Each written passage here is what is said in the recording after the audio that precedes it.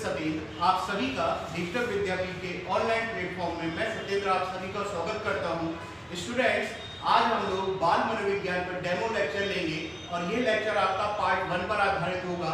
इसके बाद हम लोग पार्ट 2 पर डिस्कशन करेंगे, तो पेन और पेपर लेकर जरूर बैठिएगा। हम लोग लेक्चर को स्टार्ट कर रहे हैं। यूपी टैग को ध्यान में रखते हुए ये लेक्चर अपलोड किया जाएगा।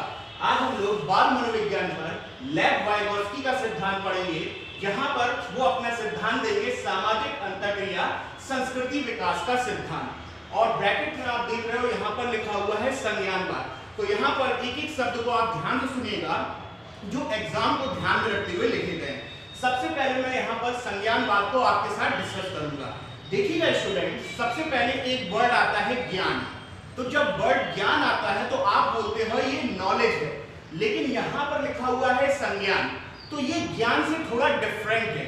जैसे मैंने आपसे बोला कि भारत की राजधानी, तो आप तुरंत आंसर देते हो कि भारत की राजधानी दिल्ली। अगर मैंने आपसे बोला कि संज्ञा क्या है, तो आप बोलते हो कि संज्ञा किसी स्थान को बोलते हो, तो वो बेसिक नॉलेज होता है।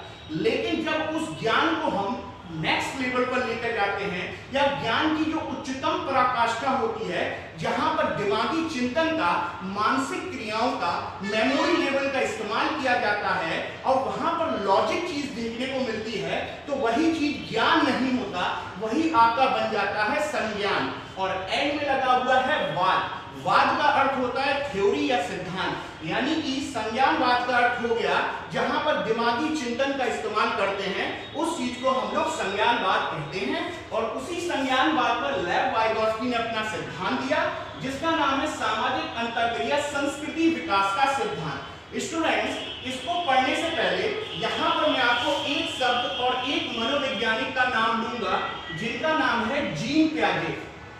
स्टूडेंट्स, जीन पियाजे भी आपके संज्ञानवादी विचारधारा के थे। उन्होंने एक बात बोली थी कि बालक अपने ज्ञान का निर्माण या संज्ञान का निर्माण इस भौतिक वातावरण में स्वयं करेगा। किसने बोला था? जीन पियाजे ने बोला है कि बालक अपने ज्ञान संज्ञान का निर्माण इस भौतिक वातावरण में, जो आसपास की चीजें हैं, एटमॉस्फेयर है, वातावरण में, उसमें स्वयं करेगा। उसको खुला छोड़ दो, वो इंडिपेंडेंट है। इसलिए जीन पियाजे बोलते हैं कि बच्चे जो होते हैं नन्हे वैज्ञानिक होते हैं।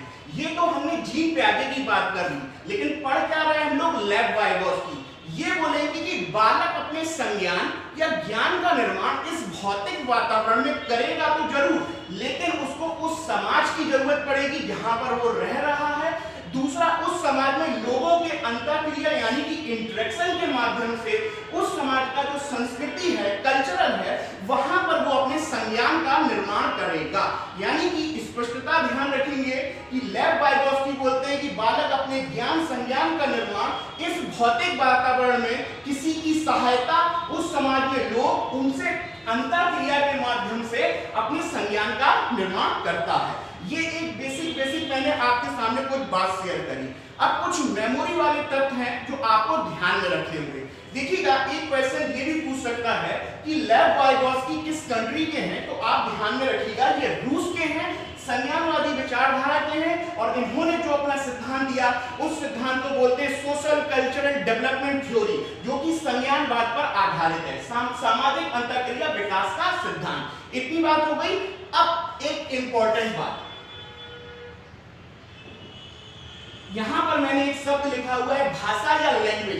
देखिए, अगर मैं आपसे बोलूं कि जो आपके वाइगोत्स्की साहब जो हैं वो रूस के हैं, और मैं बोलूं कि मैं रूस बहुत अच्छी बोल लूंगा, तो यह तो संभव नहीं है।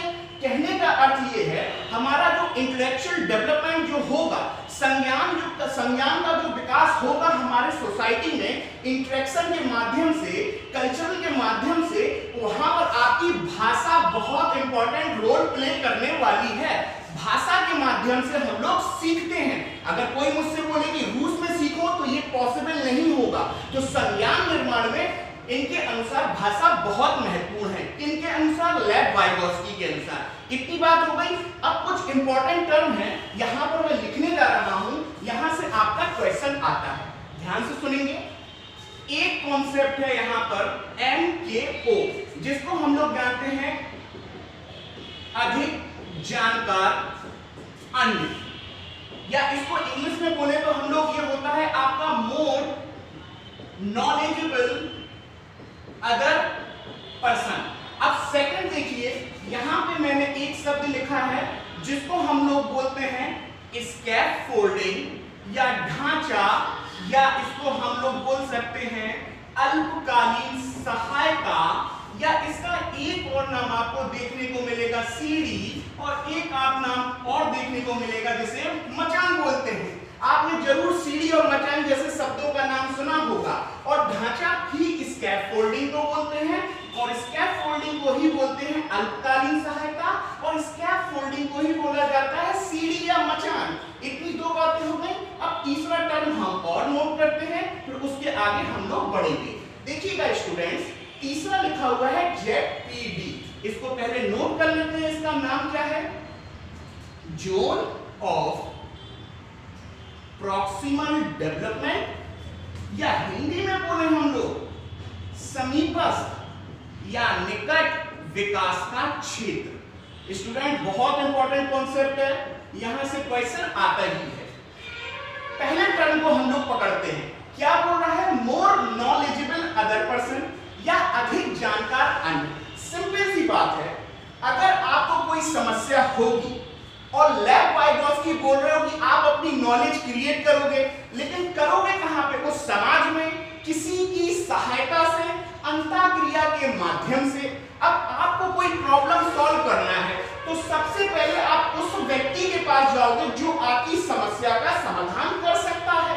यानी कि मैं टीचर एक एग्जांपल दे सकता हूं, जो बालक की समस्या का समाधान करेगा उसको हम लोग बोलते हैं मोर नॉलेजेबल अदर पर्सन, या हिंदी में अधिक जानकार अन्य। इतनी बात हो गई।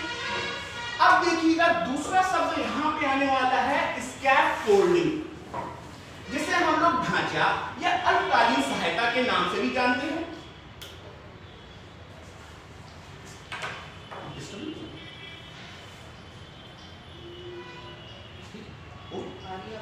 हेलो हेलो नहीं, हेलो हेलो नहीं।